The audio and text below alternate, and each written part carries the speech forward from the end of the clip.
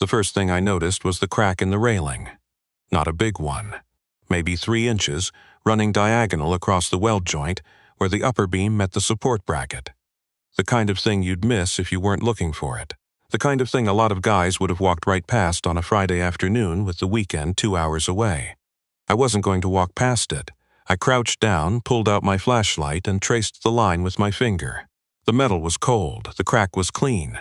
Not rust damage, not wear, stress fracture.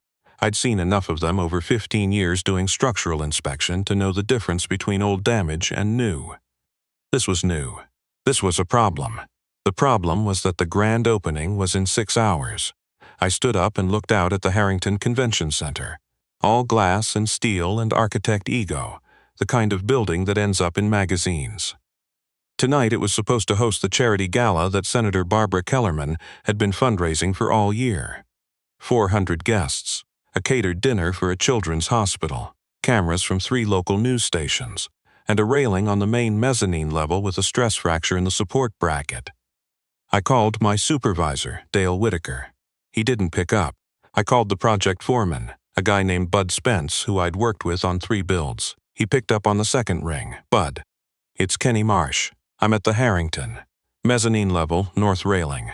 You need to come look at something. There was a pause. Kenny, the punch list is done. Inspection passed Tuesday. I know it passed. I'm telling you there's a new fracture. I need someone to come look. Another pause, longer this time. How new are we talking? New enough that it wasn't there Tuesday.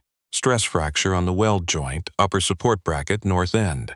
He didn't say anything for a moment. I could hear background noise. Kids, a TV. He was already home.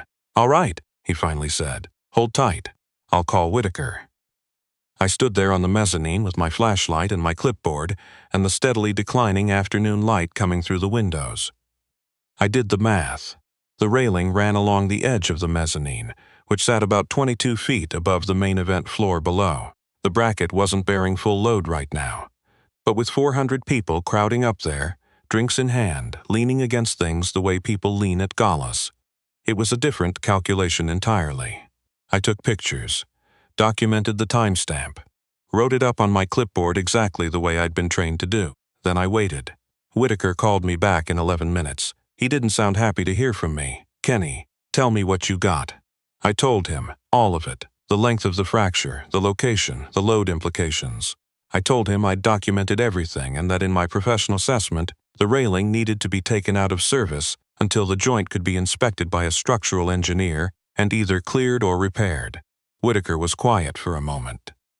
You understand what tonight is. I do. Senator Kellerman's event. This building was supposed to be our flagship project this year. The owner is going to be there.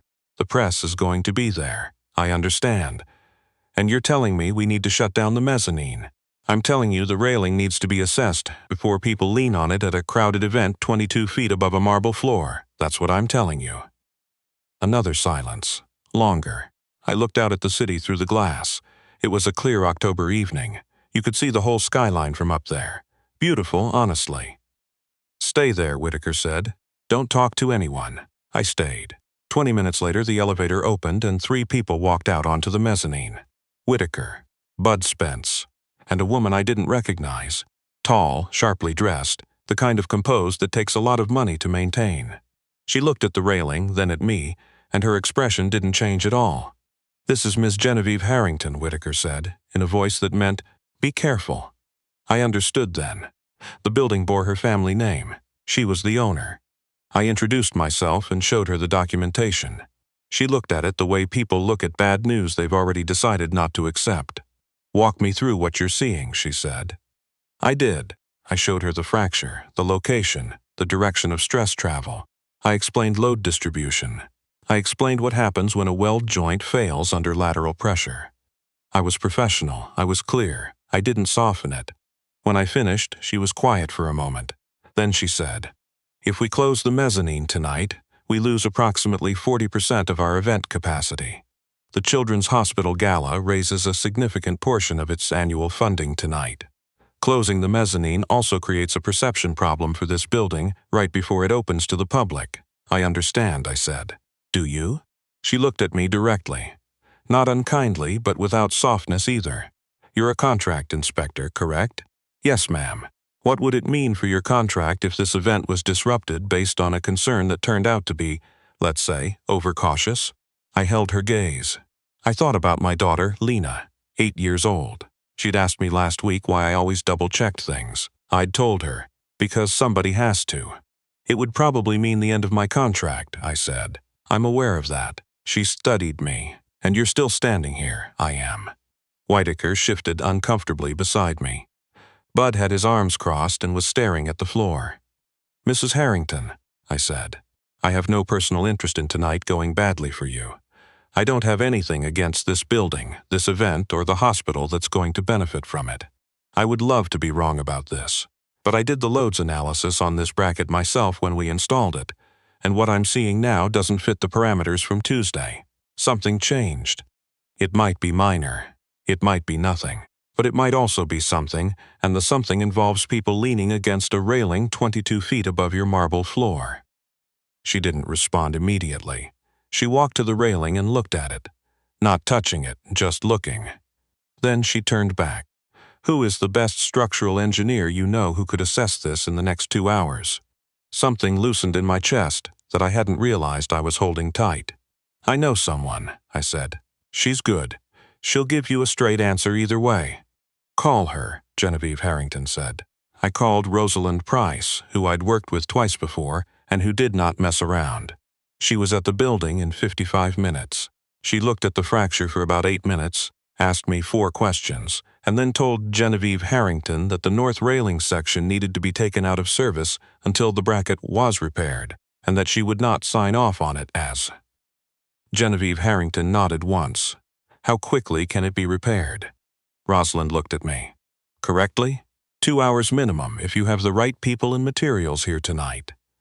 Find out what we need, Genevieve said to Whitaker. Make it happen. Whitaker did not look at me. He pulled out his phone and walked away. The repair crew arrived at 6:15. The gala started at 7. They worked fast, not rushed, but fast. The kind of fast that comes from people who know exactly what they're doing. I stayed on the mezzanine the whole time, not because anyone asked me to, but because I wasn't going to leave until it was done. At 8:40, while guests were still downstairs at the reception, Rosalind walked the repaired joint one final time. She signed off. The mezzanine opened at 9. By the time I rode the elevator down and walked out to the parking lot, I was tired in the way that goes past your muscles and into something deeper. I sat in my truck for a few minutes before I started it. The night air through the cracked window smelled like October, that particular cold, clean smell that I always associate with football games and raked leaves and Lena wearing her too big jacket. I got a text from Whitaker at 9:22. It said, "See me Monday morning, 8 a.m. Not good catch. Not thanks. Just see me Monday." I knew what that probably meant. I drove home, paid the babysitter, and stood in the doorway of Lena's room for a while. She was asleep, her hair spread out across the pillow, her stuffed armadillo, she called him Tank, tucked under one arm. I stood there long enough that she shifted and opened one eye. "Dad? Hey, Bug, go back to sleep. Did you fix the thing?" She'd heard me on the phone earlier. I'd told her I had to go back to a job site, that something needed checking. "Yeah," I said. "I fixed the thing." She closed her eye. "Good," she murmured. I turned off her light and went to sit in the kitchen. Monday came. Whitaker told me the company appreciated my diligence, but that given the disruption to the Harrington project and the relationship concerns with the client, they were going to transition me off active contracts for the foreseeable future. He said it in the careful language of someone who had talked to HR first. He said I'd be kept in mind for future opportunities. He did not meet my eyes when he said any of it. I drove home. I called my brother. I sat with it. For the next several months, I was not kept in mind for future opportunities. I picked up 2 smaller jobs through a contact I had, both of them residential. Home inspection work, which paid less than half of what I'd been making. I cut back on things. Lena didn't notice, mostly, or if she noticed, she didn't say. She had her school and her soccer and Tank the armadillo. I told her once, when she asked why we weren't going to the Science Museum that month, that money was a little tight for a while and we'd go when things evened out. She thought about it for a second and said, "Okay, can we make tacos instead?" We made tacos. Sometime in the late winter, February, I think, or maybe early March, I'd lost track of months a little by then. I got a phone call from a number I didn't recognize. I almost didn't answer it. "Is this Kenny Marsh? Who's calling?" "My name is Claire Harrington. I'm Genevieve Harrington's assistant. She's asked me to reach out to you." I sat down. "Mrs. Harrington would like to schedule a meeting with you at your convenience. She has something she'd like to discuss in person." I said I was available. We met at a coffee shop in the Riverton district, which was not the kind of place I usually went. Too much marble, too many people in clothes that cost more than my truck payment. Genevieve Harrington was already there when I arrived. She was dressed simply. Well, simply for someone like her, and she stood up when she saw me and put out her hand. "Mr. Marsh. Ems Harrington." We sat down. She ordered coffee. I ordered coffee. For a moment, neither of us said anything. "I want to tell you something," she said. "And then I have a proposal for you, and you can take it or leave it." I nodded. 3 weeks after the gala, a structural engineer I hired for an unrelated project did a walkthrough of the full building. He found 2 additional stress anomalies in load-bearing elements. Neither of them was as acute as what you flagged, but he confirmed they were consistent with what you described, the same category of issue. He told me the root cause was a material specification that was substituted during construction without proper documentation. He also told me that if that mezzanine railing had been under full event load with the bracket in the state you found it, there was a meaningful probability of partial failure. She paused. "Meaningful probability," she said again, like she wanted me to understand exactly what she meant by it. I was quiet. "I've been in this business for 22 years, she said. "I've worked with hundreds of people on dozens of projects. What you did that night, knowing what it was likely to cost you professionally, staying anyway, calling in someone who would give an honest assessment, regardless of what I might have wanted to hear. I don't take that lightly. Anybody would have done the same," I said. She gave me a look that said she knew better than that, and she knew I knew it too. "No," she said, "they wouldn't have, and I know for a fact that at least one other person on that site saw the same railing before you did." I didn't say anything. I'd suspected something like that, but I'd never asked. "I have a proposal," she said. "I'm developing 3 new commercial projects in this region over the next 4 years. I'm looking for someone to lead quality control and safety inspection across all 3, with independent reporting authority, meaning your assessments go directly to my office, not through a project manager who has incentives to smooth things over." She named a number. An annual number. I made myself not react to it, but it was roughly twice what I'd been making before. "I'm not asking you to be loyal to me over what's true," she said. "I'm specifically asking you to not be. I want someone in that role who will stand in a room and say the hard thing in front of people who don't want to hear it, and I want to know in advance that they'll do that." "You already know I'll do that," I said. "That's why I'm sitting here." I looked out the window for a moment. The Riverton district looked different from a coffee shop window than from a work truck. Same streets, different light. I thought about Lena making tacos on a Tuesday. I thought about the month I'd gone through, trying to explain to an 8-year-old why the Science Museum was going to have to wait without explaining to her that the reason was that her father had done the right thing and been punished for it. I thought about the 400 people who had been at that gala, leaning against things the way people lean at parties, drinks in hand, not thinking about weld joints or load distribution or stress fractures in brackets that weren't supposed to be there. "I'll take it," I said. I started the following month. The work was harder in some ways and better in every other way. Genevieve Harrington was exactly what she appeared to be, demanding, precise, and completely indifferent to comfortable answers. She wanted the truth on paper before she wanted anything else. It was, genuinely, the best professional environment I'd ever worked in. About 6 months in, I was doing a walkthrough of the second project, a mixed-use development out in the Clearfield area, when one of the junior engineers, a young guy named Travis, pulled me aside. He'd found something. Not a big something, but something. He looked nervous bringing it to me. "What do you think?" he said. I looked at his documentation, looked at the site, asked him 3 questions. "Write it up exactly like you just told me," I said. "Every detail. Timestamp everything. But the framing crew is, write it up," I said. "That's your job. My job is to make sure it gets to the right people. Between the 2 of us, we've got it covered." He looked relieved in the way that young people look relieved when someone tells them that doing the right thing is actually the plan. I thought about that for a while on the drive home, about how much of what I'd been through came down to that, to whether the person next to you was going to back you up or look away, about how, if even one person in that chain had said something sooner, things might have played out differently. I picked Lena up from soccer practice that evening.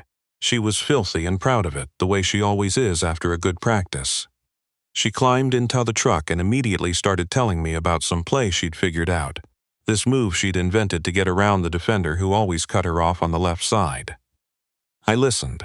I asked questions. I got it wrong a few times, and she corrected me with great patience and mild condescension, the way 8-year-olds correct adults. When we pulled into our street, she got quiet for a second, the way she does when she's switching tracks in her head. "Dad," she said. "Yeah? Do you like your new job?" I thought about it honestly. The site walkthroughs, the documentation, the meetings where I said things people didn't want to hear and they were heard anyway. "Yeah," I said. "I really do." She nodded like that made sense to her. "Good," she said. "You seem less worried." I looked at her, 8 years old, and she'd noticed. All those months of making tacos and going to the library instead of the science museum and not saying anything about it to me, she'd just been watching and waiting to see if I came out the other side. I parked the truck. She grabbed her soccer bag and was out the door before I'd turned off the engine. I sat there for a second in the quiet. Somewhere on the other side of town, the Harrington Convention Center was probably hosting something, a conference, a dinner, someone's fundraiser. People were leaning against railings and not thinking about it, the way you should be able to lean against something without having to think about it. That's the job. Most of the time, nobody knows you did it. The thing that doesn't fail is invisible. The 400 people who didn't fall are just 400 people who had a nice evening. That's fine. That's exactly fine. I got out of the truck and went inside to start dinner.